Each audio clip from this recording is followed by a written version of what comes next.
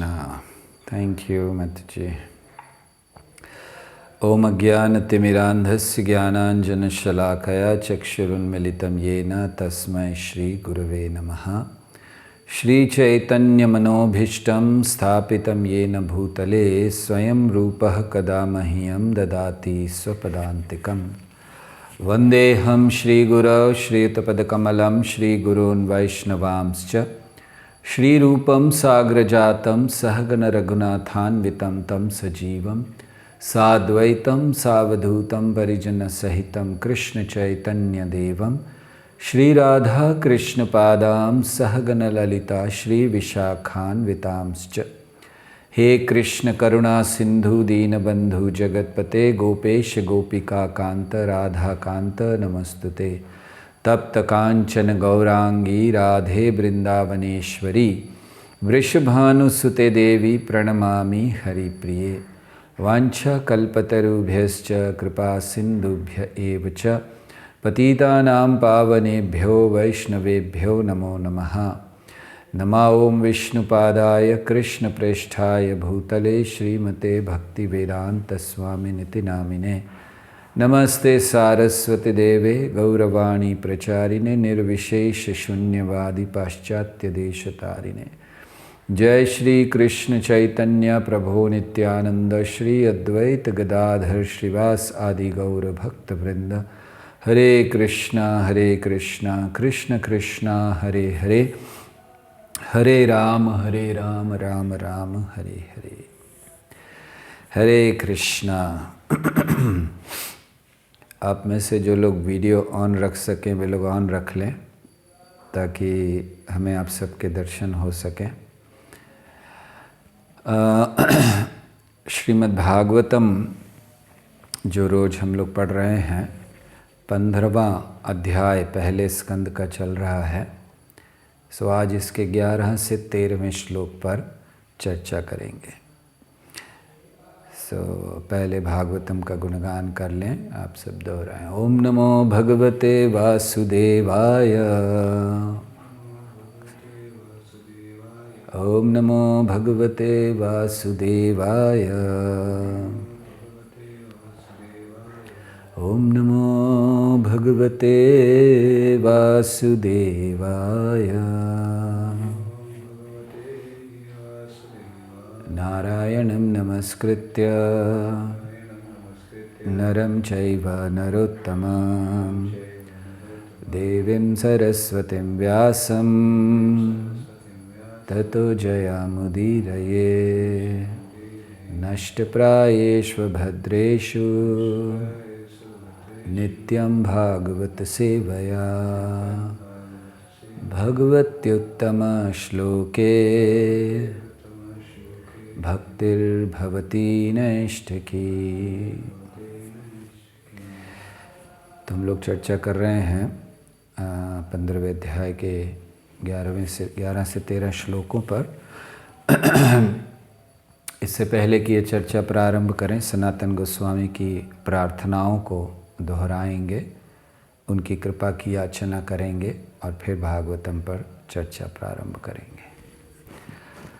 सर्वशास्त्राब्धिपीयूषः सर्ववेदैकसत्फला सर्वसिद्धान्तरत्नाढ्या सर्वलोकैकदृक्प्रदा सर्वभागवतः प्राण श्रीमद्भागवतः प्रभो कलिध्वान्तो दिदादित्य श्रीकृष्ण परिवर्तिता परमानन्दपाठाय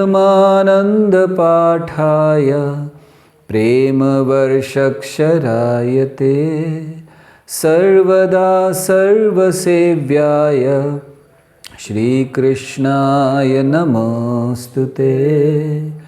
मदेकबन्धो मत्सङ्गे मद्गुरो मन्महाधन मन्निस्तारकमद्भाग्य मदानन्द नमोस्तुते।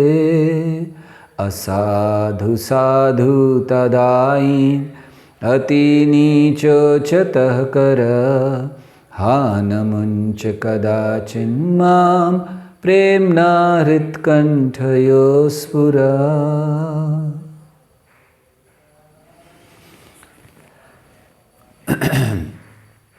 पिछले अध्याय में अर्थात 14वें अध्याय में युधिष्ठिर महाराज ने जब देखा कि अर्जुन आए हैं और अर्जुन का मुंह उतरा हुआ है, दुखी हैं, निराश हैं, तो उन्होंने कारण जानने का प्रयास किया।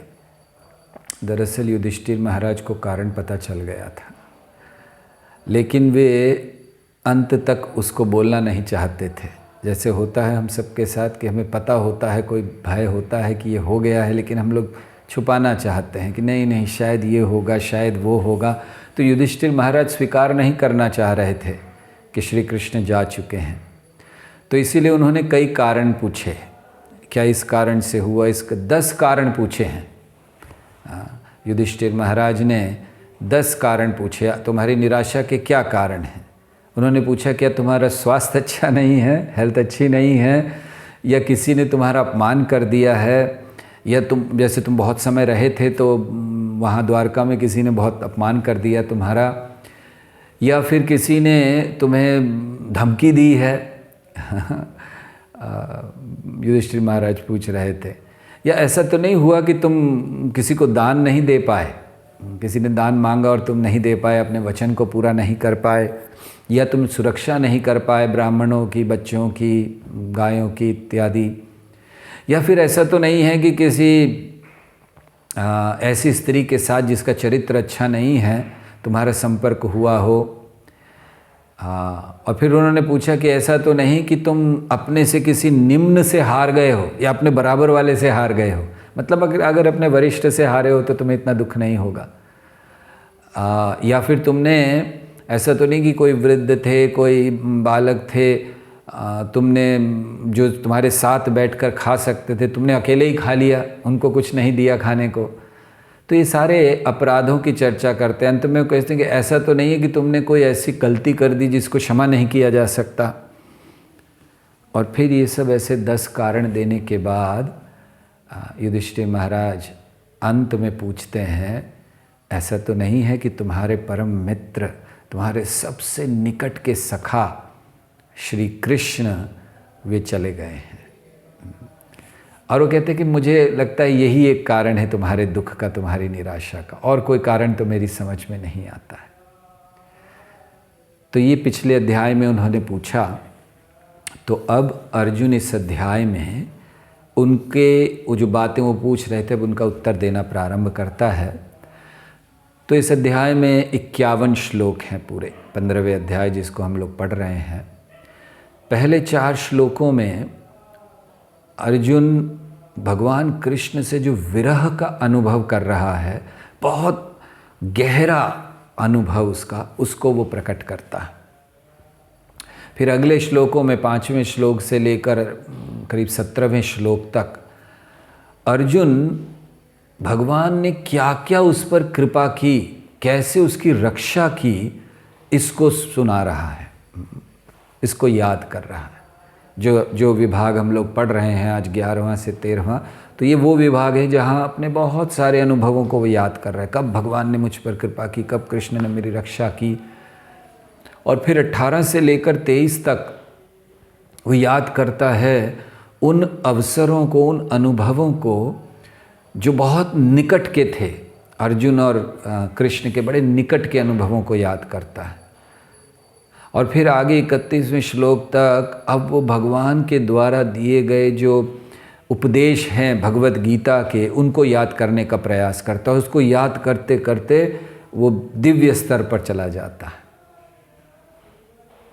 और फिर 32वें श्लोक से लेकर करीब 44वें श्लोक तक बताया गया है कि कैसे जब युधिष्ठिर महाराज को पता चल गया कि कृष्ण चले गए तो तुरंत उन्होंने वहाँ से जाने का योजना बना ली और फिर छोड़कर चले गए। और अंत का वर्णन है कि अन्य पांडव भी, द्रौपदी भी, विदुर भी, वे सब भी अपनी अंतिम गति की ओर चले। तो ऐसे ये पूरा अध्याय है। अब अर्जुन ने कहना प्रारंभ किया, जैसे हम बता रहे थे कि अर्जुन 5 से लेकर 17वें श्लोक तक वर्णन कर रहे हैं कि कैसे हर समय भगवान ने मेरी रक्षा की। कई प्रसंगों को याद करते हैं। द्रौपदी को जीता मैंने भगवान की कृपा से, मैंने देवताओं को हराया, दानवों को हराया भगवान की कृपा से, भीम ने जरासंध को मारा भगवान की कृपा से, कृष्ण की कृपा से। जिन लोगों ने भी द्रौपदी का अपमान किया उन सब की पत्नियों को रोना पड़ा, मतलब उन सब को मार डाला भगवान ने। तो ये सब वर्णन करने के बाद अब 11वें श्लोक में वो वर्णन करता है कि अर्जुन की कैसे उन्होंने मुझे दुर्वासा के क्रोध से हम सबकी रक्षा की। तो यहाँ इस 11वें श्लोक में वो ये वर्णन कर रहे हैं। यो नो जुगोपन्नेत्य दुरंत कृच्छ्रतात्। तो ये इस श्लोक में वर्णन करते हैं कि जब हम लोग वन में थे, हे कृष्ण आए थे, कृष्ण ने कैसे रक्षा की। तो हे युधिष्ठिर, जब हम वन में थे तो दुर्वासा मुनि अपने 10,000 शिष्यों के साथ आए। और किस लिए आए? क्योंकि हमारे जो शत्रु थे उन्होंने इनको प्रेरित किया था कि जाओ इनको कष्ट दो। तो उस समय श्री कृष्ण ने केवल एक अन्न का दाना स्वीकार किया और हमारी रक्षा की। इस तरह जब उन्होंने उसको स्वीकार किया अन्न को, तो जितने भी हजारों शिष्य थे वे उस समय स्नान कर रहे थे नदी में। उनको लगा कि उनका बस अब पूरा भर गया पेट, कुछ नहीं खा सकते। अर्जुन तो कहते हैं कि तीनों जगत त्रिलोकम तृप्तम, तीनों जगत संतुष्ट हो गए।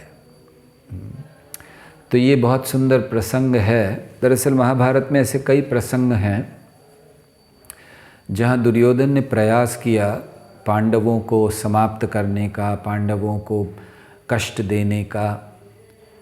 तो ये एक समय था जब पांडव रह रहे थे वन में, और जब वन में गए युधिष्ठिर महाराज एक बात में बड़ा ध्यान रखते थे, चाहे वो महल में रह रहे हों या वन में, और वो था कि अगर कोई अतिथि आ जाता है, अतिथि बिना बताए, तो उसका मुझे पूरा स्वागत करना है।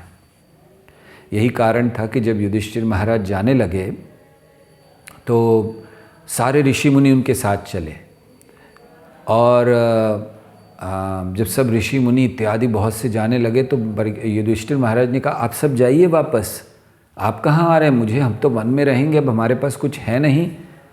तो उन्होंने कहा नहीं नहीं, आपके साथ चलेंगे। तो युधिष्ठिर ने कहा कि नहीं, मैं एक गृहस्थ हूँ और आप सब जब आएंगे तो मेरा कर्तव्य है आप सबकी सेवा करना, आपको भोजन देना, आपका अन्य रूप से ध्यान रखना। लेकिन अब मेरे पास तो कुछ है ही नहीं, तो मैं कैसे आपका ध्यान रखूँगा? इसीलिए आप सब चले जाइए, वापस जाइए। तो युधिष्ठिर महाराज ने ऐसा कहा। तो उस समय ऋषि मुनियों ने बहुत सुंदर बात कही। ऋषि मुनि कहते हैं कि आप होंगे ना जहाँ, वहाँ हमें खाने पीने की चिंता नहीं है, लेकिन जहाँ भी आप होंगे वहाँ कृष्ण कथा निश्चित होगी, और इसलिए हम आपके साथ आना चाहते हैं। खाना मिले ना मिले, लेकिन कृष्ण कथा सुनने मिलेगी। फिर भी युधिष्ठिर ने बहुत प्रयास किया कि नहीं नहीं आप मत आइए, लेकिन सभी लोग चले। तो युधिष्ठिर ध्यान रखते थे कि उनको खाने के लिए मिले इत्यादि। ये बात दुर्योधन जानते थे कि युधिष्ठिर बहुत ध्यान रखते हैं, खाने के लिए बुलाते। और एक बात जानते थे दुर्योधन कि जब ये लोग वन में गए और जब इतने सारे ऋषि मुनि थे, तो उस समय युधिष्ठिर ने सूर्यदेव से प्रार्थना की। सूर्यदेव शक्ति प्रदान करते हैं। जैसे हम लोग जब भोजन होते तो भोजन को पचाते हैं और उसको शक्ति में परिवर्तित हो जाता है। तो सूर्य से प्रार्थना की कि क्या करूं मैं, ये इतने सारे लोग हैं, कैसे आप कुछ कीजिए। तो उन्होंने युधिष्ठिर को एक अक्षय पात्र दिया सूर्यदेव ने, और कहा कि ये रखो, जब तक द्रौपदी खा नहीं लेगी तब तक इसमें से कितने ही लोगों को, हजारों लोगों को आप खिलाते रहना, लेकिन हाँ द्रौपदी ने खा लिया तब फिर इसमें कुछ नहीं रहेगा। तो युधिष्ठिर महाराज बहुत प्रसन्न थे, हर रोज हजारों ऋषि मुनियों को भोजन करा रहे थे। क्यों? अक्षय पात्र था और द्रौपदी एकदम अंत में खाती थी। तो दुर्योधन को ये बात पता थी कि जब द्रौपदी खा लेंगी उसके बाद कुछ नहीं होगा। तो दुर्वासा मुनि दुर्योधन के पास आए अपने हजारों शिष्यों के साथ। दुर्योधन तो राजा है, उसने बहुत अच्छी सेवा की, प्रसन्न हो गए दुर्वासा मुनि। दुर्वासा मुनि ने पूछा क्या चाहिए, कुछ आशीर्वाद मांगो। तो दुर्योधन बहुत नम्रता दिखाने लगा, कहने लगा मैं क्या आशीर्वाद मांगूं, मेरे पास तो सब कुछ है, लेकिन मेरे भाई देखिए वहाँ पर इतने वन में कष्ट सह रहे हैं। मेरी प्रार्थना है अगर आप मुझे कुछ देना चाहते हैं तो आप वहाँ चले जाइए, उनसे भी प्रसाद स्वीकार कीजिए। हाँ, लेकिन बस जाइएगा थोड़ा इस समय। उन्होंने बताया थोड़ा सा देर, बस इतना मांगा ताकि तब तक द्रौपदी खा ले। और हुआ भी यही। दुर्वासा मुनि आए, द्रौपदी खा चुकी थी। युधिष्ठिर ने देखा नहीं, युधिष्ठिर ने बस देखा आए हैं, स्वागत किया, कहा आइए प्रसाद ग्रहण कीजिए। तो दुर्वासा ने कहा हम लोग स्नान करके आते हैं और फिर हम प्रसाद लेंगे। तो उन्होंने कहा ठीक है, वो चले गए। द्रौपदी से आकर कहा, द्रौपदी ने कहा कुछ नहीं है यहाँ पर। और ऐसे समय में द्रौपदी ने फिर भगवान को पुकारा, क्योंकि अब एक ही सहारा था। तो उन्होंने भगवान को पुकारा और फिर तुरंत, ये लोग तो उस समय द्वारिका में नहीं थे, भगवान द्वारिका में थे, लेकिन तुरंत श्री कृष्ण वहाँ आए और मानो श्री कृष्ण भी आकर हंसी मजाक कर रहे हैं। पता था कुछ नहीं है। द्रौपदी को आके कहा बहुत भूख लगी है, कुछ खिलाओ।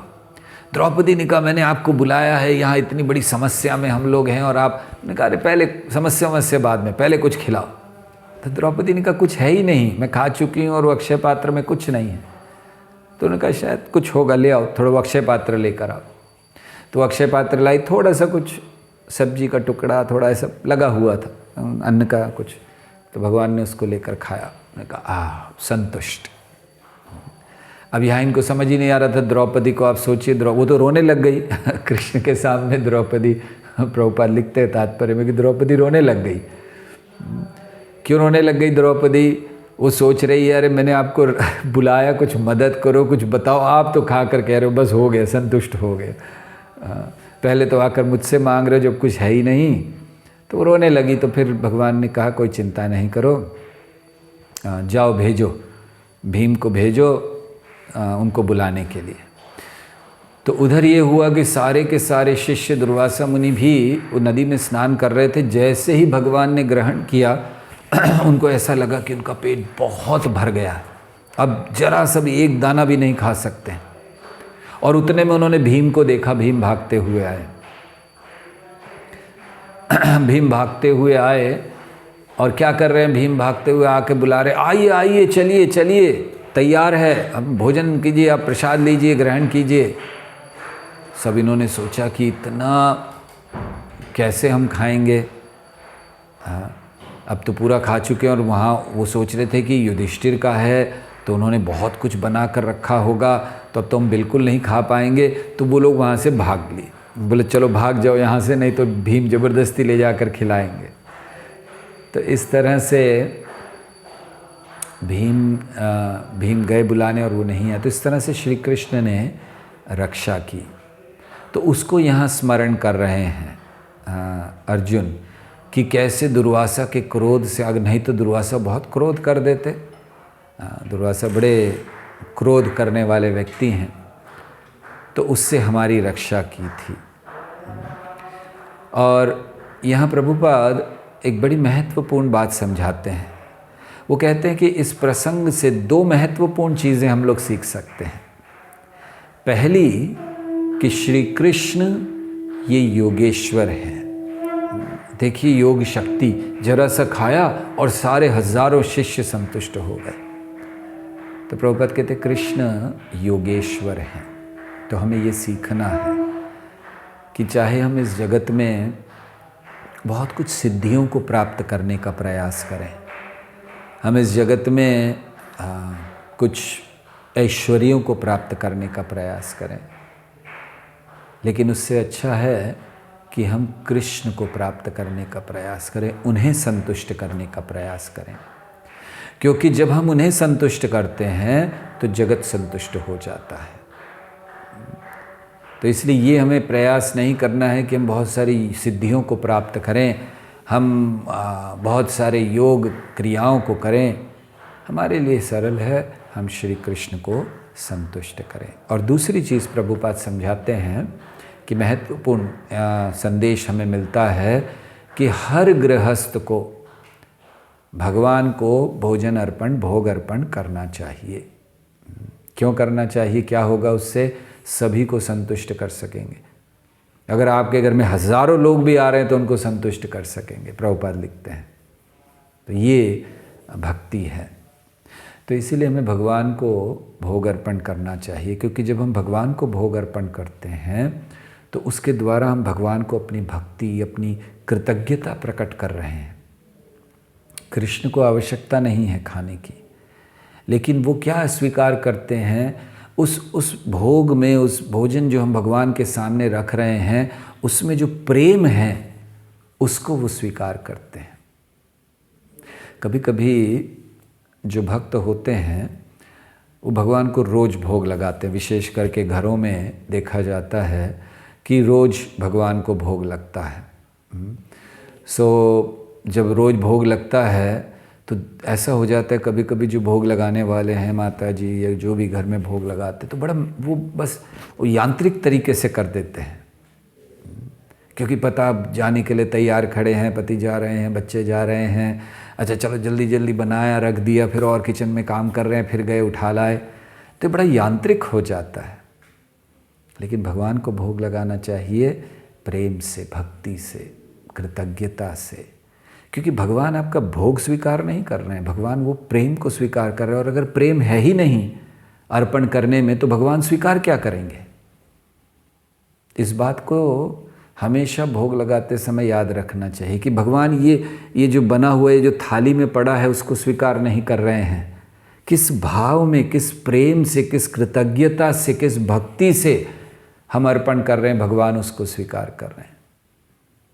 तो अगर ऐसे कभी हो जाए कि आपको बहुत यांत्रिक तरीके से भाग भाग कर करना है, कुछ नहीं, तो थोड़ा बैठ जाना चाहिए, सोचना चाहिए कि जब मैंने प्लेट में प्रेम रखा ही नहीं, कृतज्ञता रखी ही नहीं, भक्ति रखी ही नहीं, तो भगवान स्वीकार क्या करेंगे? तो इसलिए ये बहुत महत्वपूर्ण है। प्रभुपाद इस बात को समझा रहे हैं कि हर एक को ये करना चाहिए ताकि हम कृष्ण को अपनी भक्ति, अपना प्रेम अर्पण कर सकें। और फिर आगे अर्जुन कहते हैं अगले श्लोक में कि वो कहते हैं कि केवल कृष्ण के प्रभाव से ही मैं शिवजी को भी प्रसन्न कर सका। कैसे प्रसन्न कर सका? उनसे लड़कर, उनसे लड़ा लेकिन शिवजी प्रसन्न हो गए, आश्चर्यचकित हो गए मुझे देखकर। और फिर उन्होंने अपना अस्त्र, जैसे हम लोग कहते हैं पशुपतास्त्र, वो उन्होंने प्रदान किया। और फिर अन्य देवताओं ने भी अर्जुन को दिया। और साथ साथ अर्जुन कहते हैं कि उन्हीं की कृपा से मैं इसी शरीर से स्वर्ग जा सका। तो ये बड़ी महत्वपूर्ण बात है। तो प्रभुपाद समझाते हैं, देखिए यहाँ पर अर्जुन बता रहे हैं कि कैसे उन्होंने शिवजी से भी वो लड़ लिए। शिवजी वेश बदल कर आए थे तो उनसे लड़ाई ली रही, वो बड़े प्रसन्न हुए। शिवजी, पार्वती जी देखकर बड़े प्रसन्न हुए कि अर्जुन में कितनी दक्षता है। तो अर्जुन कहते वो सब मेरा नहीं था, वो तो श्री कृष्ण की कृपा थी। प्रभुपाद तात्पर्य में बहुत अच्छी बातें समझाते हैं। पहली बात देवताओं के विषय में वो समझाते हैं कि जो भगवान के भक्त होते हैं वो दरअसल सही दृष्टि में देवताओं का आदर करते हैं, क्योंकि वे जानते हैं देवता कितने ऊंचे स्तर पर हैं, इसलिए वो आदर करते हैं। लेकिन जो देवताओं के उपासक होते हैं वो कभी कभी मूर्खतावश भगवान को एक अन्य देवता ही मान लेते हैं। और इसीलिए प्रभुपाद कहते हैं वो एक अपराधी हो जाते हैं। और जैसे रावण का अंत हुआ था ऐसे ही उनका भी अंत होता है। तो यह बड़ी महत्वपूर्ण बात है कि भगवान के भक्त जानते हैं कि कैसे देवताओं का आदर करना चाहिए। क्यों जानते हैं? हम लोग तो देवताओं की पूजा नहीं करते मंदिर में, फिर कैसे? देवताओं की पूजा नहीं करते उनको भगवान मानकर, लेकिन देवताओं का अनादर भी नहीं करते। भक्त हैं जो आदर करते हैं देवताओं का, क्योंकि उनकी स्थिति जानते हैं।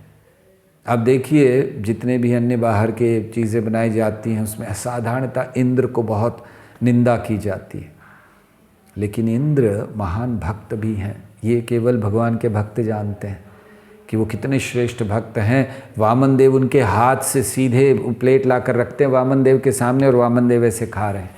इतने महान भक्त हैं इंद्र। आज भी वामन देव अभी भी हैं स्वर्ग में और वो स्वीकार कर रहे हैं रोज।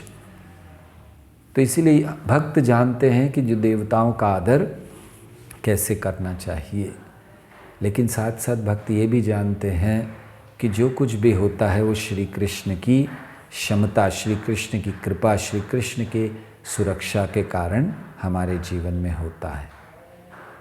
हम जीवन में हर चीज़ प्राप्त कर सकते हैं केवल एक कार्य कर कर, श्री कृष्ण को प्रसन्न करें। तो देखिए देवता तक, शिवजी तक आकर अर्जुन को पशुपतास्त्र दे रहे हैं। तो इसीलिए हमें सब कुछ प्राप्त हो सकता है, केवल कृष्ण को प्रसन्न करें।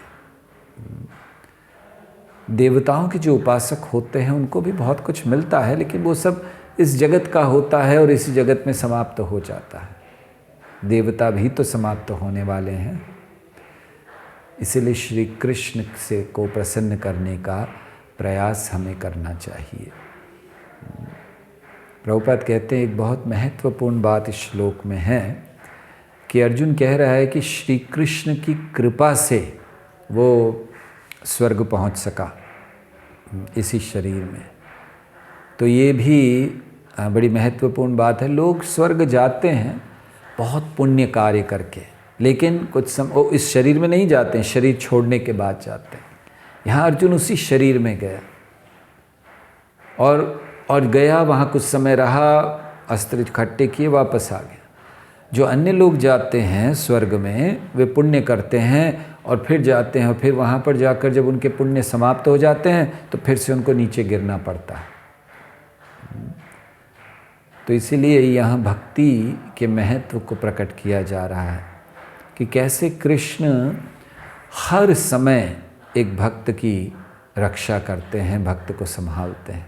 और आगे 13वें श्लोक में अर्जुन वर्णन करते हैं कि मैं स्वर्ग में थोड़े समय रहा, तो जब रहा तो जितने भी देवता थे इंद्र को मिलाकर उन्होंने मुझसे रक्षा की मांग की कि हमारी रक्षा करो। वो असुर हैं नीत कवच, उनको जाकर निवात कवच, उनको जाकर हमसे हमारी रक्षा करो, उनको मारो आप।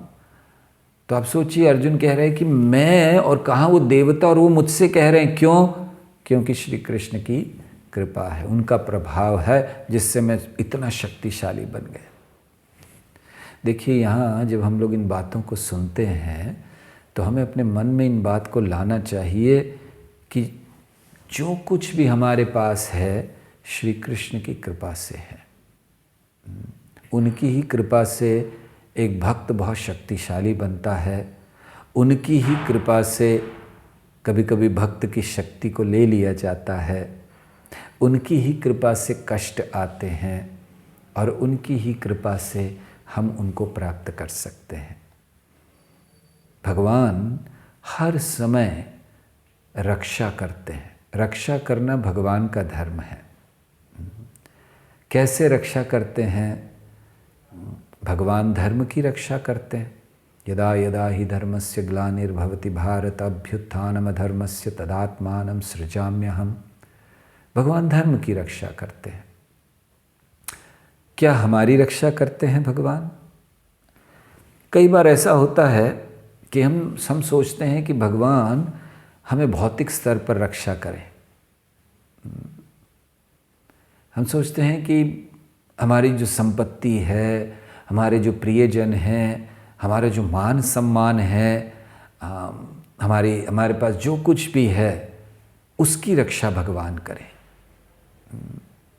लेकिन हमें भगवान को कैसे देखना चाहिए? हमें भगवान को हमारी भक्ति के रक्षक के रूप में देखना है। भगवान हमारी भक्ति की रक्षा करें।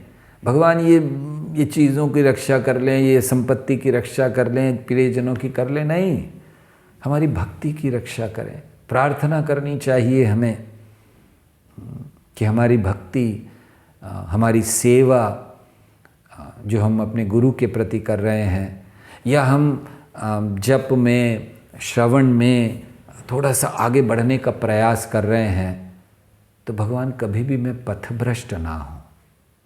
ये प्रार्थना हमें करनी चाहिए भगवान से कि आप हमारी रक्षा कीजिए, हम किसी और पथ पर ना चले जाएं। कभी भी ऐसा ना हो कि इस भक्ति के पथ को छोड़कर हम कहीं और चले जाएं। ये हमारे लिए रक्षा है।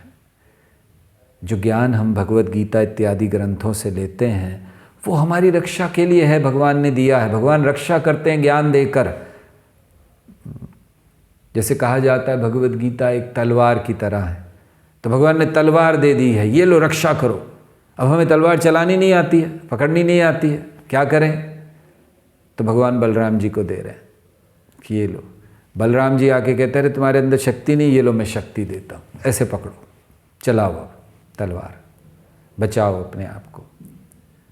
तो भगवान ज्ञान देते हैं जिससे हमारे संशय, ज्ञान एक ऐसी तलवार है जो हमारे हृदय में जितने संशय हैं उनको काट देती है, और उसको उठाने की शक्ति बलराम जी अर्थात गुरु देते हैं। तो इसीलिए इस ज्ञान की तलवार से हमारे हृदय में जितने संशय हैं उसको हमें काट देना चाहिए, और उसको काटने की शक्ति गुरु प्रदान करते हैं। तो इन संशय जब दूर हो जाते हैं तो क्या होता है? स्वतः प्रेम उत्पन्न होता है। जहाँ संशय है वहाँ प्रेम नहीं हो सकता। आप किसी से प्रेम करना चाहते हैं और आपको संशय है, अरे ये कहीं मुझे मार तो नहीं देगा, अरे कहीं ये तो नहीं कर देगा, अरे कहीं ये मेरा नुकसान तो नहीं कराएगा। प्रेम कहाँ से आएगा? प्रेम आता है जब संशय नहीं होते। तो ज्ञान से भगवान रक्षा क्या कर रहे हैं? हमारे उस प्रेम की, उस भक्ति की रक्षा करना चाहते हैं, इसीलिए ज्ञान दे रहे हैं। इस संशय को तोड़ दो, काट दो इनको, ताकि हृदय शुद्ध हो, और इस शुद्ध हृदय में हम भगवान को प्रेम कर सकें। वो प्रेम की रक्षा करते हैं। इसलिए जानना चाहिए कि अगर हम भक्ति में आगे बढ़ रहे हैं, कृष्ण भावनामृत में आगे बढ़ रहे हैं, तो ये भगवान की रक्षा है। अगर हम भक्ति में पीछे जा रहे हैं, अगर हमारा विश्वास डगमगा रहा है कृष्ण पर, कृष्ण के भक्तों पर, तो मान लेना चाहिए कि कृष्ण की रक्षा नहीं हो रही, कृष्ण रक्षा नहीं कर रहे हैं। लेकिन अगर हम थोड़ी भी प्रगति कर रहे हैं, हमारे अंदर रुचि है कृष्ण का नाम लेने की, हमारे अंदर रुचि है उनकी सेवा करने की, हमारी आसक्ति है उनकी कथा सुनने की, हम रोते हैं अगर उनकी सेवा नहीं हो पाती, ये भक्ति की प्रगति है। तो मानना चाहिए कि ये कृष्ण का उपहार है हमें। कृष्ण ने एक उपहार दिया है, कृष्ण भावनामृत। और प्रगति कर रहे हैं तो कृष्ण रक्षा कर रहे हैं।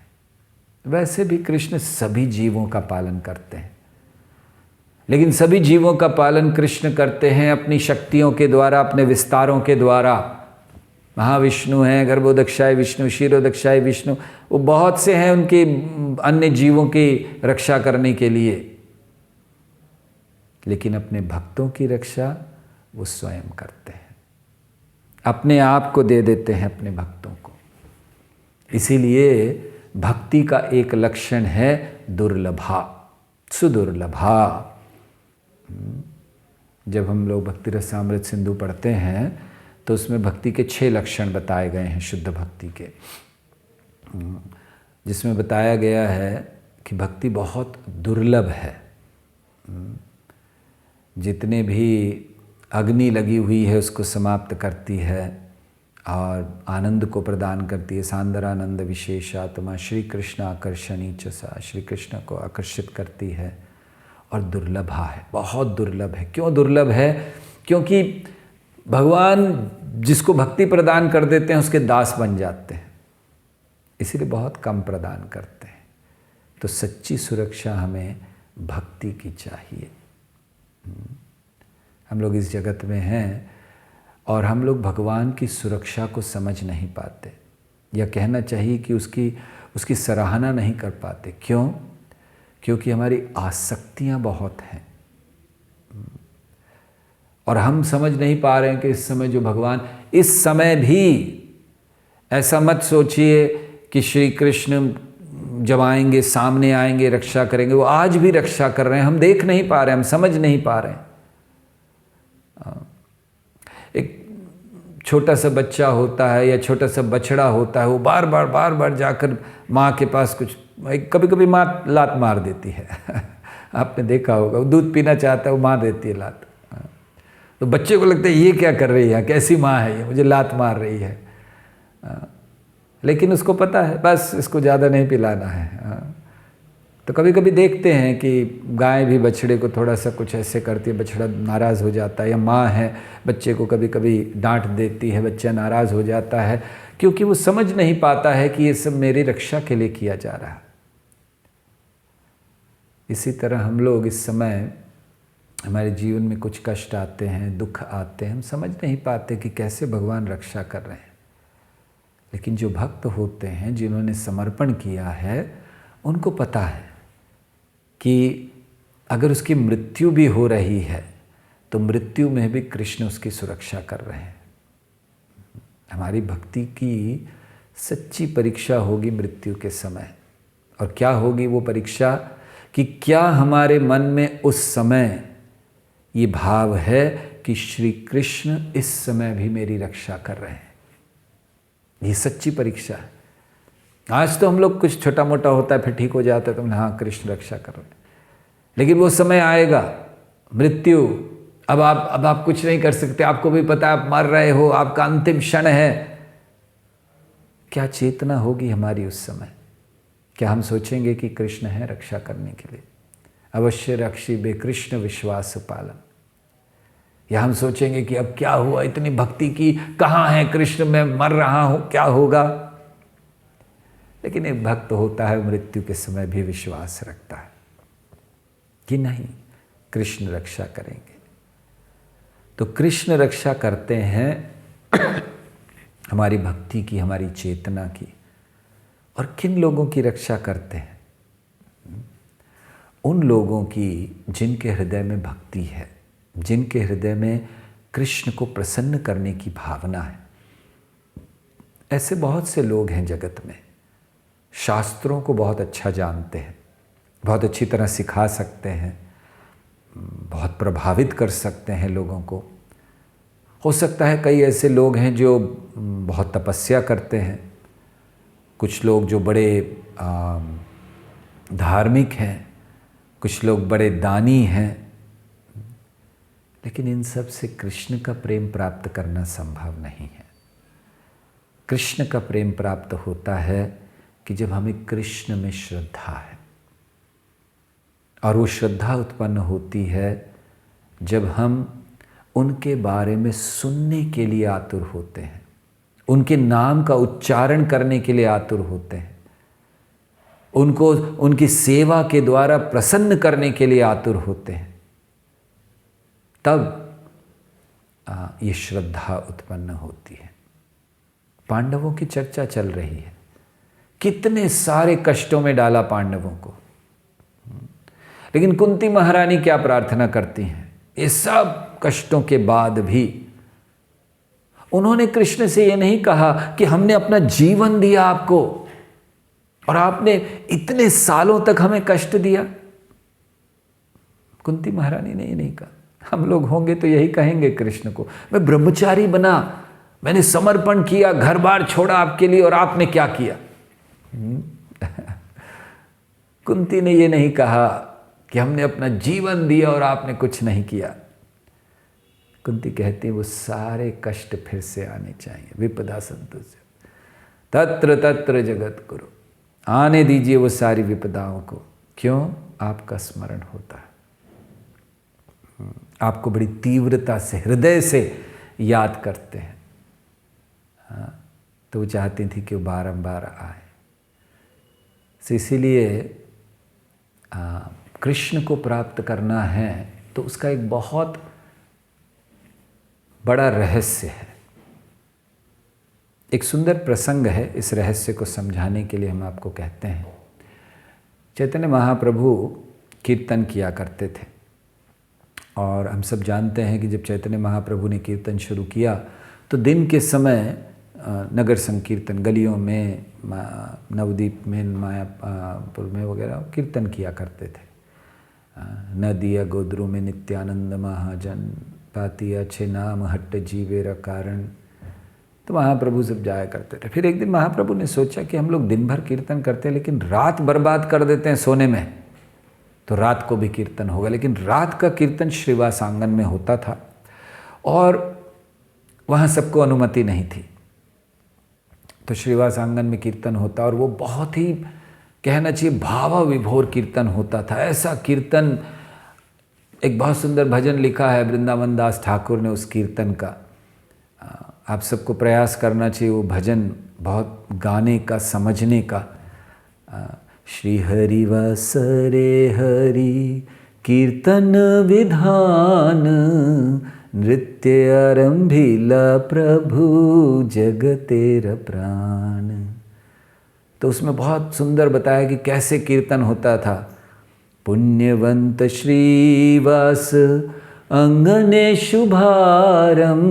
तो श्रीवास के आंगन में ये उन्होंने प्रारंभ किया। तो बहुत सुंदर, बहुत होता था, कोई जा नहीं सकते थे। तो एक ब्रह्मचारी था वो रोज आकर श्रीवास को कहा करता था कि कृपया एक बार मुझे अनुमति दे दो, मैं आना चाहता हूँ, मैं देखना चाहता हूँ गौरांग महाप्रभु गौर हरि को नाचते हुए देखना चाहता हूँ। श्रीवास कहते थे कि नहीं, अनुमति नहीं है, महाप्रभु से पूछे बिना मैं नहीं कर सकता। लेकिन श्रीवास देखते थे कि वो बहुत तपस्वी था। वो कुछ खाता पीता नहीं था, केवल दूध पीता था बहुत तपस्वी था, नम्र भी था, अच्छा ब्रह्मचारी था। तो बहुत कहने के बाद एक दिन श्रीवास ने कहा कि देखो तुम बहुत बहुत पुण्यवान व्यक्ति हो, बहुत तपस्वी हो, तो मैं एक काम करता हूँ, मैं तुम्हें सबके सामने तो नहीं ला सकता, मैं तुम्हें छुपा देता हूँ। एक ही उपाय मुझे लगता है, मैं तुम्हें छुपा देता हूँ जिससे तुम्हारी भी इच्छा पूरी हो जाएगी और महाप्रभु भी अपना कीर्तन करते रहेंगे, तो तुम थोड़ा देर छुप कर देख लेना। तो उसने छुपा दिया, महाप्रभु आए, कीर्तन प्रारंभ हुआ। अब महाप्रभु कौन हैं वो परमात्मा है जो श्रीवास के हृदय में भी हैं और उस ब्रह्मचारी के हृदय में भी हैं। तो महाप्रभु जान गए।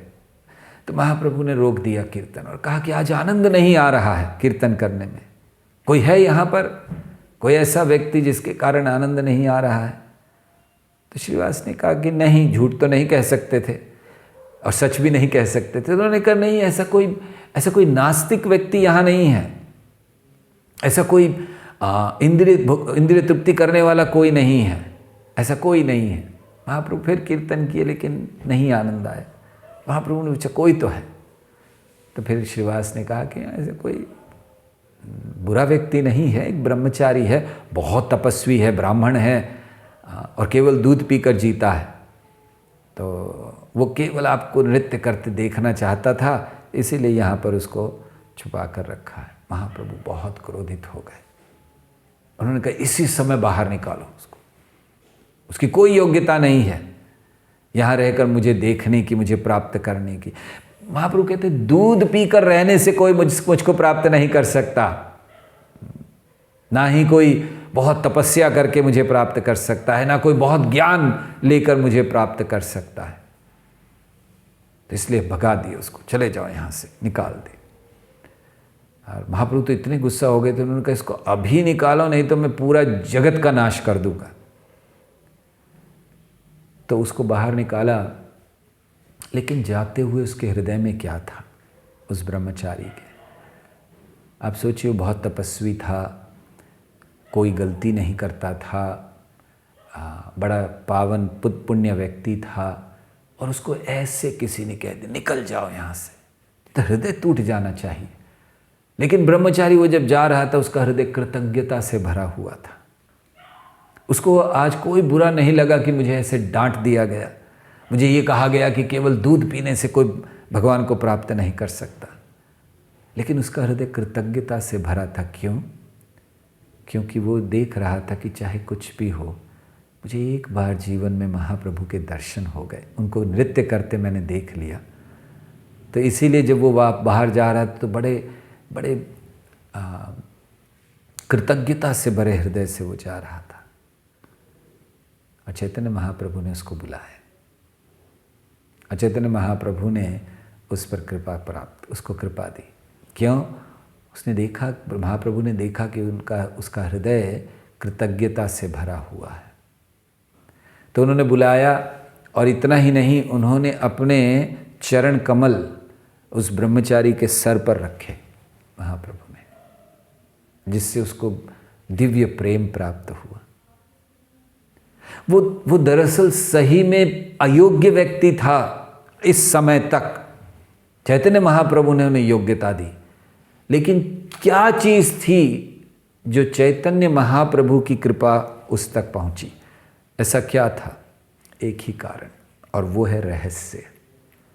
और वो था कि किसी न किसी प्रकार से वो ब्रह्मचारी श्रीवास को बहुत प्रिय था, और ये कारण था कि महाप्रभु ने उसके ऊपर कृपा करी। इसीलिए हमें जानना चाहिए कि जीवन में बहुत सारी चीज़ें होती हैं, लेकिन उससे कृष्ण प्राप्त नहीं होते। कृष्ण हमें बहुत कुछ प्रदान करते हैं, लेकिन वो कृष्ण की रक्षा नहीं है। सुंदरता मिल सकती है, सुंदरता से कोई कृष्ण को प्राप्त नहीं कर सकता। कुब्जा की क्या सुंदरता थी, बड़ी कुरूप थी वो।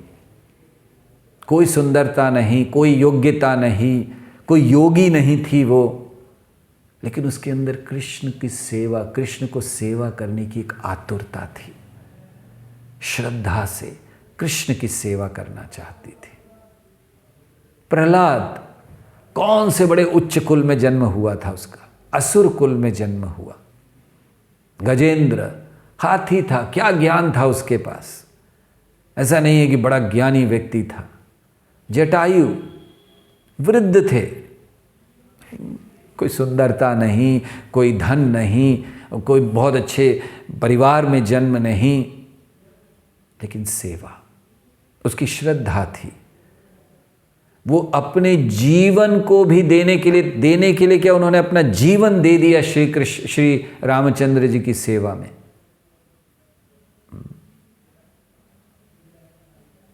और भगवान ने उन पर कृपा क्यों की? भगवान ने उन पर कृपा इसलिए की क्योंकि जटायु ने अपना जीवन दिया श्री रामचंद्र जी की भक्त सीता की रक्षा के लिए। तो जहाँ भी ये रहस्य है कि अगर हम श्री कृष्ण को प्रसन्न करना चाहते हैं तो कोई भौतिक चीज़ें या भौतिक योग्यता की आवश्यकता नहीं है। हमारे पास वो है या नहीं है, उससे कोई फर्क नहीं पड़ता। शबरी के पास क्या था? कुछ नहीं, लेकिन अपने गुरु के शब्दों में विश्वास था। गुरु ने कहा यहीं रहो, आएंगे राम, बस वो रही। तो राम आए और उन्होंने निश्चित रक्षा भी की। तो ये वैष्णवों का भाव होता है, भक्तों के संग में कृष्ण की प्रसन्नता के लिए कृष्ण की सेवा करते हुए जीवन को बिताना, और ये जानना कि श्री कृष्ण सदैव हमारी रक्षा करते हैं। प्रभुपाद 13वें श्लोक के तात्पर्य में लिखते हैं अंत में, भगवान सर्वशक्तिमान हैं और उनकी कृपा से उनके जो शुद्ध भक्त होते हैं वो भी उतने ही शक्तिमान होते हैं, जैसा जितना भगवान चाहते हैं। और जब भगवान अपनी शक्ति हटा लेते हैं तो व्यक्ति पूर्ण रूप से शक्ति विहीन हो जाता है। तो इसीलिए ये जो अर्जुन प्रकट कर रहा है ये बातें कि सब कुछ कृष्ण की वजह से हुआ याद कर रहा है, चाहे दुर्वासा मुनि का प्रसंग हो, देवताओं का शिव जी को परास्त करने का प्रसंग हो, या निवात कवच उनको मारने का प्रसंग हो जो याद कर रहा है, और ये कह रहा है कि सब कृष्ण की कृपा से हुआ। ये हमारे लिए एक बहुत सुंदर मार्ग अर्जुन बना रहा है कि हम कृष्ण के जाने के बाद वो बात याद ना करें। अर्जुन ने कब किया? अब कृष्ण चले गए हैं, अब याद कर रहा है कि सब कृष्ण की कृपा से हो। हम उसी समय आज याद करें। आज हमारे जीवन में कुछ होता है, हम याद करें, हम इस बात को स्वीकार करें, कृष्ण की कृपा। सुख है कृष्ण की कृपा, दुख है कृष्ण की कृपा। सुख को फिर भी लोग कृपा मान लेते हैं, दुख को कृपा नहीं मान पाते हैं, लेकिन दुख भी कृपा है। क्यों कृपा है? क्योंकि कृष्ण कुछ और दे ही नहीं सकते। वो जानते हैं कि अगर आपको सुख दे दिया तो आप मुझसे दूर चले जाओगे, तो कृष्ण दुख देकर भी आपके ऊपर कृपा कर रहे हैं। और हाँ, किसी को सुख देकर उसके ऊपर कृपा करते हैं, जानते हैं कि वो उस सुख में भी मेरा साथ कभी नहीं छोड़ेगा। जैसे प्रहलाद महाराज, ध्रुव महाराज, दोनों। प्रहलाद महाराज कहते हैं, अरे आप भगवान मुझे ये लालच क्यों दे रहे हो? मैं असुर कुल में पैदा हुआ हूँ, पहले ही मेरी इंद्रियां नियंत्रित नहीं हैं, और आप और मुझे लालच दे रहे हो, ये कर लो, वो करो, राज्य करो, मुझे कुछ नहीं चाहिए। भगवान ने कहा कुछ नहीं होगा, रखो सब। ध्रुव महाराज कहते हैं भगवान को, आप मिल गए हैं, स्वामी कृतार्थोस्मि वरम न याचे, कोई वर नहीं चाहिए। भगवान ने कहा नहीं, रखो। तो ये भगवान की रक्षा है कि भगवान कभी भक्तों को कुछ देकर उनकी रक्षा करते हैं, कभी सब कुछ लेकर उनकी रक्षा करते हैं। मूल बात कि हमें योग्यता जाननी चाहिए। योग्यता क्या है? कृष्ण में श्रद्धा, और वो श्रद्धा आती है भक्तों के संग में, श्रवण कीर्तन, उनकी सेवा से। तो इसलिए सच्ची सुरक्षा हमारी इस जगत में ये नहीं है कि कृष्ण ने हमें हमारी रक्षा कर ली, हमें बीमार नहीं हुए, कोविड आया हम मरे नहीं, बहुत अच्छा कृष्ण ने बचा लिया। लेकिन क्या फ़ायदा हुआ आपको कोविड में बचा के, अगर आप जाकर डिस्को में बैठे हैं और कृष्ण का कीर्तन नहीं कर रहे हैं? तो वो रक्षा नहीं है। रक्षा है कि जहाँ कृष्ण हमारे हृदय में सतत उनकी सेवा, उनकी प्रसन्नता, उनके भक्तों की अधीनता का भाव बनाए रखें, ये सच्ची सुरक्षा है कृष्ण की। और ऐसी सुरक्षा तब आती है जब हर क्षण अर्जुन की तरह हम याद करें कि जो कुछ भी है कृष्ण की कृपा है। तत्तेऽनुकम्पां सुसमीक्षमाणो भुञ्जानेवात्मकृतं विपाकं हृद्वाग्वपुर्भिविदधन् नमस्ते जीवेत यो मुक्तिपदे सदाय भाग। जो कुछ है हे कृष्ण आपकी कृपा है। इस बात को हमें बारंबार अपने आप को याद दिलाना चाहिए कि आपकी कृपा के बिना जीवन संभव नहीं है। हरे कृष्णा कृष्ण कृष्णा हरे हरे, हरे राम राम राम हरे।